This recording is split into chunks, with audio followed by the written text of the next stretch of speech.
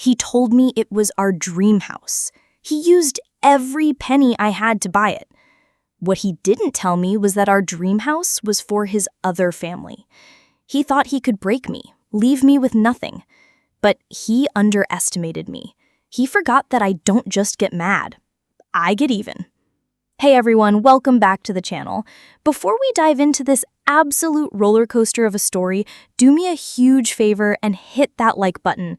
And if you haven't already, please subscribe and turn on notifications. You really don't want to miss the stories we have coming up. Trust me. All right, are you ready? Grab your tea, get comfortable, because you are not going to believe this. My story starts, as so many of these do, with me thinking I had it all. I had a great job in marketing that I genuinely loved, a cozy little apartment, and Mark. Mark was, or so I thought, the man of my dreams. We met through mutual friends, and the connection was instant. He was charming, funny, ambitious, and he looked at me like I was the only person in the world. For 3 years, everything was perfect. We talked about everything, our hopes, our fears, our future. The centerpiece of that future was a house, a home of our own, with a little garden for me and a big garage for his workshop. It was our someday. I'm a saver. I've always been one. My parents taught me the value of $1. And after my grandmother passed away, she left me a modest but significant inheritance. It wasn't lottery money, but it was enough to change my life. It was my security, my nest egg. I kept it in a high-yield savings account, letting it grow, earmarking it for something truly important. When Mark and I got serious, that something important became our house. After he proposed, with a beautiful ring and a heartfelt speech on our anniversary, we decided to combine our efforts. We opened a joint savings account. My inheritance, about $80,000, went in as the foundation. My entire life savings. And every month, we both contributed to it. At least, I did. I transferred a portion of my paycheck into that account like clockwork. He said he was doing the same. I had no reason to doubt him. Why would I? This was the man I was going to marry. We were a team. Our weekends were spent driving through neighborhoods, pointing out houses we liked, scrolling through real estate apps together on the couch. We were building a life brick by imaginary brick. He'd say things like, "Can you imagine our kids playing in that yard?" Or, "That kitchen is perfect for you, babe. You'd work your magic in there." He was selling me a dream, and I was buying every last bit of it. I felt so safe, so loved. Looking back, it's nauseating how blind I was. The red flags were there, but they were disguised as green ones. His occasional business trips, proof of his ambition. The way he was a little secretive with his phone, he was just a private person. The fact that his family lived in another state and I'd only ever met his brother once? They were just complicated, he said, and he wanted to protect me from their drama. Every excuse seemed plausible because I wanted it to be. The moment everything shattered started with so much excitement. I came home from work one Friday, exhausted, but happy for the weekend. Mark was there, practically vibrating with energy. He had this huge, almost manic grin on his face. He grabbed me, spun me around, and kissed me. "Babe, you are not gonna believe it," he said, his eyes wide. "I did it. I found it." "Found what?" I laughed, catching his infectious energy. "The house, our house. It's perfect. It's everything we talked about. 3 bedrooms, big yard, updated kitchen, everything. And listen to this. It was an off-market deal, a friend of a friend. We had to move fast, like today or we would have lost it. So I did." My heart started pounding with excitement.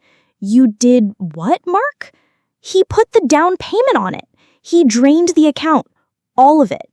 I know we were supposed to do it together, but I couldn't risk losing it, and I wanted to surprise you. We got the house, baby. We're homeowners." For a second, I was just floating. Oh my God, a house? our house? It was happening. But then a tiny cold knot formed in my stomach. He drained the whole account without even a phone call? $80,000? Gone. He saw the flicker of something on my face. "Hey, don't worry," he said quickly, his hands on my shoulders. "It's all good. It's all with the title company. It's safe. I have the paperwork. I wanted to see your face when I told you we finally have our home." His excitement was so overwhelming that I pushed my unease down. I let myself get swept up in it. A surprise. It was a huge, slightly reckless surprise, but it was romantic, right? A grand gesture. We celebrated that night. He ordered our favorite takeout, we opened a bottle of champagne, and we toasted to our new home. I asked him for the address, wanting to drive by, but he waved his hand dismissively. "Not yet," he said with a playful smirk. "The ink is still drying. Let's wait until we can walk through it together. I want the first time you see it to be special." That seemed reasonable enough, so I waited. But a few days turned into a week. Every time I brought it up, there was an excuse. The sellers are still moving their last few things out. The lawyers are finalizing some details. I want it to be perfect for you. The initial excitement started to curdle into real anxiety. That cold knot in my stomach was back, and it was growing. He was being weird. He was more protective of his phone than ever. He started working late more often. The business trips became more frequent. I felt like I was going crazy. I was being gaslit, and I didn't even have the vocabulary for it then. I just knew that my fiancé, the man I trusted with my entire savings life, was being evasive about the single biggest purchase of our lives, a purchase made with my money. My gut was screaming at me that something was terribly wrong. I tried to talk to him about it one night. I sat him down and said, calmly, "Mark, I need to see the paperwork. I need to see the address. I'm feeling really anxious about this. It's a lot of money and I feel completely in the dark." He got defensive. Instantly. "Wow, so you don't trust me? After everything? I make the biggest, most romantic gesture of my life for you, for us, and you're accusing me of something? I can't believe you." He turned it around on me so fast, I got emotional whiplash. He made me feel like I was the crazy one, like I was the one breaking the trust. We had a huge fight, and I ended up apologizing, just to keep the peace. But after he went to sleep that night, I lay there in the dark, my heart pounding with a horrible, sick certainty. He wasn't just being romantic. He was hiding something. That was the night I stopped reacting emotionally and started thinking strategically. I realized that crying and yelling would get me nowhere. He was a good liar, and he would just keep twisting things. I needed proof. I needed facts. My emotional reaction was to pack a bag and leave, but my strategic response was to stay quiet, to play the part of the slightly annoyed but ultimately trusting fiancé, while I figured out what the hell was going on. It was one of the hardest things I've ever had to do. I had to smile and kiss him good morning, knowing he was lying to me. The first practical step I took was simple. He'd mentioned the money was with a title company. The wire transfer would have left a record. While he was in the shower, I logged into our joint bank account online. My hands were shaking. I scrolled down to the date he'd bought the house, and there it was.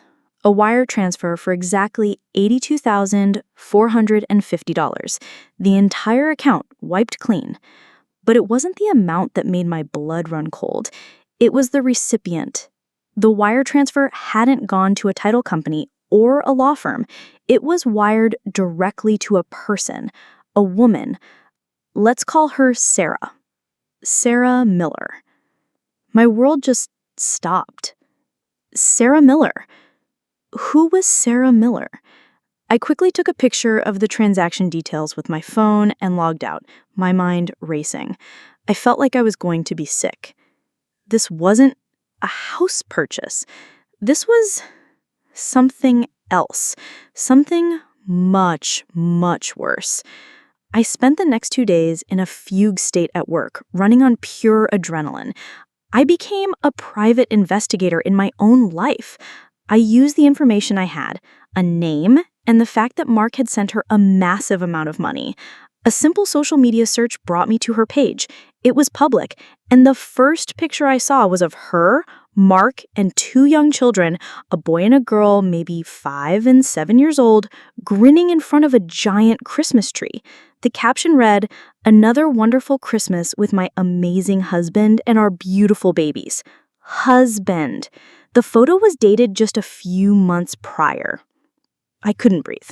I physically could not draw a breath. I locked myself in a bathroom stall at work and just sobbed, silently, stuffing my fist in my mouth so no one would hear. It wasn't just a lie. My entire 3-year relationship was a lie. I wasn't his fiancé. I was his mistress. I was the other woman, and I didn't even know it. He didn't have a complicated family in another state. He had a whole secret primary family, a wife, children, and I had just paid for their new life. I scrolled through her page, my tears blurring the screen. There were years of photos, birthdays, anniversaries, family vacations, all posted during times he was supposedly on business trips. It was all there, the evidence of his profound betrayal. Then I found it. A post from 2 days ago. It was a picture of a set of house keys in her hand. The caption read, "We did it. Officially homeowners. So proud of my incredible husband Mark for working so hard to make our dream come true. Can't wait to make a lifetime of memories here with our little family." And she tagged him. His profile was locked down tight, of course, but she had tagged him. She even put the city, a suburb about 45 minutes away. The anger that replaced the grief was monumental. It was a cold, hard, clarifying rage. He hadn't just cheated on me. He had stolen from me. He had used my grandmother's legacy, my life's savings, to fund a life with another woman. He had played me for an absolute fool. The thought of him sleeping in my bed, eating the food I cooked, telling me he loved me, all while he had a wife and children, it was a level of sociopathic behavior I couldn't comprehend. But my strategic brain, the one that had been awakened a night before, took over. An emotional confrontation would be satisfying for a moment, but it wouldn't get me my money back. I couldn't let him get away with it. That weekend, he was gone on another trip. I knew exactly where he was. He was at his new house, with his real family. This was my turning point. I had 2 choices. I could expose him, ruin his life, blow everything up. Or I could be smart. I chose smart. First, I called a lawyer. Not just any lawyer, but the sharpest, most ruthless financial and civil litigation lawyer I could find.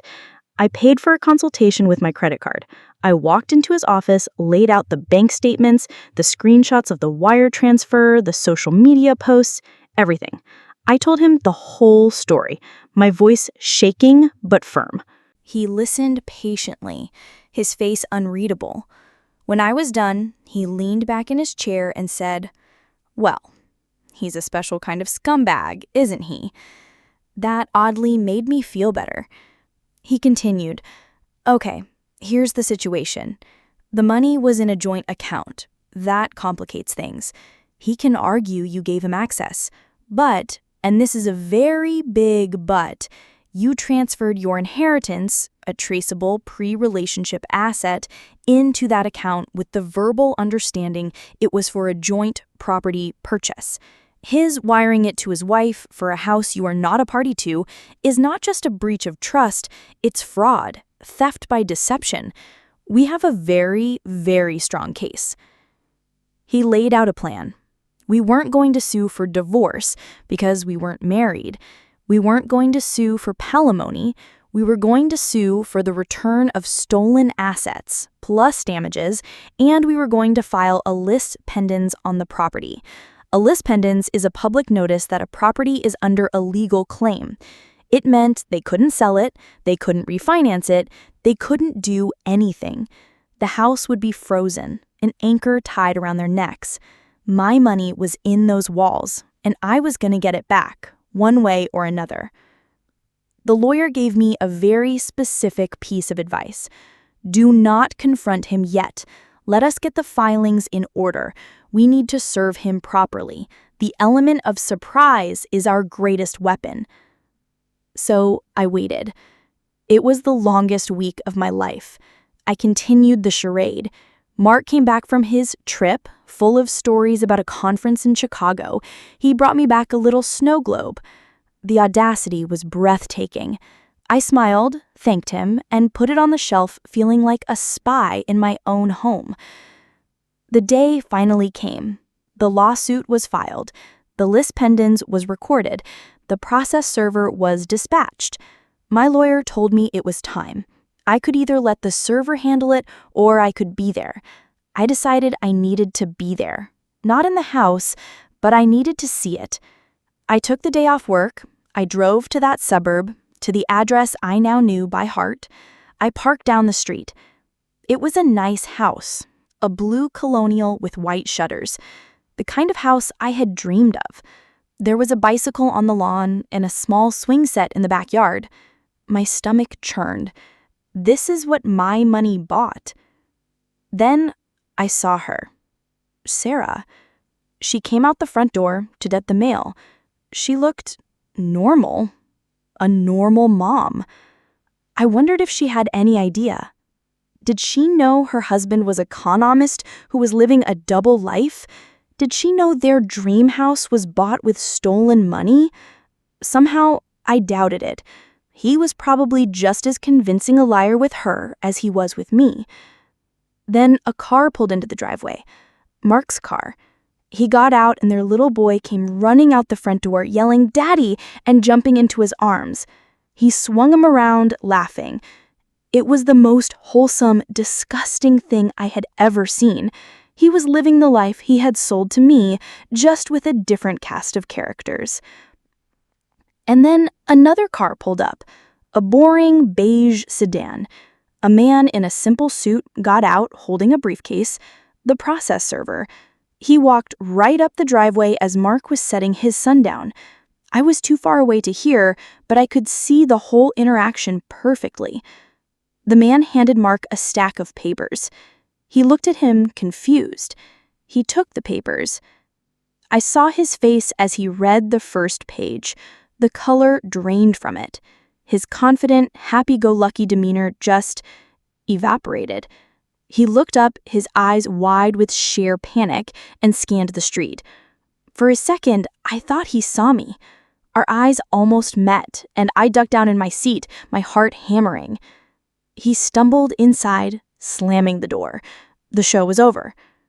What followed was chaos. For him. For me, it was quiet, calculated execution. He called me, of course, 100 times. The first few calls were furious. "What is this? What did you do? Are you insane? You're going to ruin me." The anger was just a cover for his terror. I didn't answer. Then the text started. They moved from anger to pleading.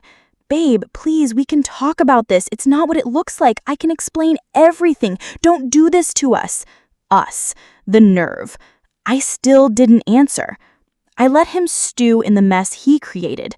My lawyer had instructed me not to engage. All communication had to go through him. It was a brilliant strategy. It took away all of Mark's power.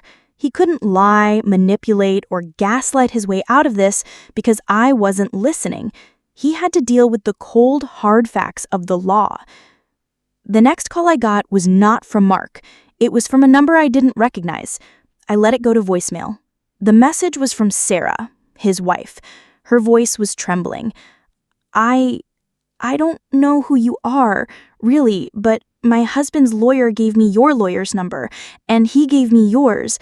I need to understand what's going on. He's telling me you're a crazy ex who is harassing him, but these legal documents, they seem real. Please, if you know something, I think I have a right to know." This was the part I had dreaded and, in a way, looked forward to. The lawyer and I had discussed this possibility. He advised me to be cautious, but honest. So I called her back. We met for coffee in a town halfway between us. She was shaking when she walked in. I probably looked just as wrecked. I laid it all out for her. I didn't do it with malice. I just stated the facts. I showed her photos of Mark and me from our 3-year relationship, vacations we'd taken, our engagement photo. I showed her the transaction record of my $82,000 being wired directly to her. She listened, and with every photo, every piece of evidence, her face just crumbled. The story Mark had told her that the money was a surprise bonus from his work fell apart. She realized that his business trips lined up perfectly with the vacations he had taken with me. She wasn't just married to a cheater, she was married to a professional con man. By the end of our conversation, we were 2 women from completely different lives, crying together over the same man who had betrayed us both so completely. That was the nail in Mark's coffin. Sarah didn't team up with me, not officially, but she got her own lawyer, and she was furious. She had 2 children to protect. She wasn't going to lose her home and her future because her husband was a thief. Mark was trapped. He had a lawsuit from me that had frozen his primary asset. He had a furious wife who was now looking at divorce and demanding to know where all their other money had gone. His entire house of cards was collapsing in on him. He tried to fight it at first. His lawyers sent back blustering letters, but the evidence was just too overwhelming. My lawyer presented them with a settlement offer. It was simple. They would have to sell the house immediately. From the proceeds, my $82,000 would be returned to me in full. In addition, Mark would have to pay me $20,000 in damages for fraud and emotional distress, plus all of my legal fees. If he refused, we would proceed with the lawsuit, and my lawyer made it very clear that the evidence was strong enough that we would likely win, and the court-ordered judgment would be even higher. Not only that, but we would submit the evidence to the district attorney's office and push for criminal charges of theft. He was cornered. He had no choice. Sarah, wanting to salvage what she could and get this man out of her life, agreed to sell. They put the house on the market under duress. With the list pendants hanging over it, they had to take the first decent offer that came along. They sold it for less than they'd hoped. After the mortgage was paid off and the fees were settled, the remaining equity was just enough to cover what he owed me. I remember the day the check from the escrow company arrived, $102,000 plus a separate check for the legal fees. I sat in my little apartment, the same one I'd been in before Mark, and I just looked at it. It wasn't about the money, not really. It was about the justice. It was about taking my power back. He had tried to leave me with nothing. But here I was, whole again, more than whole. And him? He ended up with exactly what he deserved. Nothing. His wife filed for divorce. She took the kids and moved back to her parents' state. After they sold the house and paid me, there was almost nothing left for them to split. Mark lost his wife, his children, his home, and all of his money. He had to move into a cheap, run-down apartment. His life, the one he had built on lies and my money, was completely destroyed. They literally ended up on the street, figuratively speaking, with nothing to their name, having to start over from scratch because of his greed. And what did I learn from all of this? I learned that if your gut is telling you something is wrong, listen to it. It's smarter than you are. I learned that trust is a fragile thing, and some people are not worthy of it. I learned to never, ever put yourself in a financially vulnerable position for anyone, no matter how much you think you love them. Keep your own accounts. Protect your own assets. A true partner will respect that, not fight you on it. But the biggest lesson was in my own strength. The betrayal almost broke me, but it didn't. I channeled my grief and my anger into a smart, strategic plan. I didn't just survive, I fought back, and I won. So what happened next for me? After all the dust settled, I took my money and I bought my own damn house, just for me. It's smaller than the one he bought, but it's mine. Every nail, every floorboard. I planted a garden, I adopted a dog from the local shelter. I built a life that was authentically mine, not one that was sold to me by a liar. I'm happier now, more peaceful, and more confident than I have ever been. I'm not with anyone right now, and that's more than okay. I'm enjoying my own company, rebuilding my faith in the world, and my faith in myself. Mark tried to contact me one last time, about a year later, an email. It was pathetic, full of apologies and excuses, saying he was a changed man, and asking if I could ever find it in my heart to forgive him. I read it, and I didn't feel anger or sadness. I felt nothing. He was a stranger to me. I typed a one-sentence reply, "I have," and then I blocked his email address. Because forgiving him wasn't for his benefit. It was for mine. It was the final step in letting go and moving on to my new, wonderful, and much improved life. Thank you guys so much for listening to my story. It's a crazy one, I know. If you've ever been through anything similar, or if you have any thoughts, please share them in the comments below. I read them all. And again, don't forget to like and subscribe. It really helps the channel more than you know. I'll see you all in the next video. Stay strong.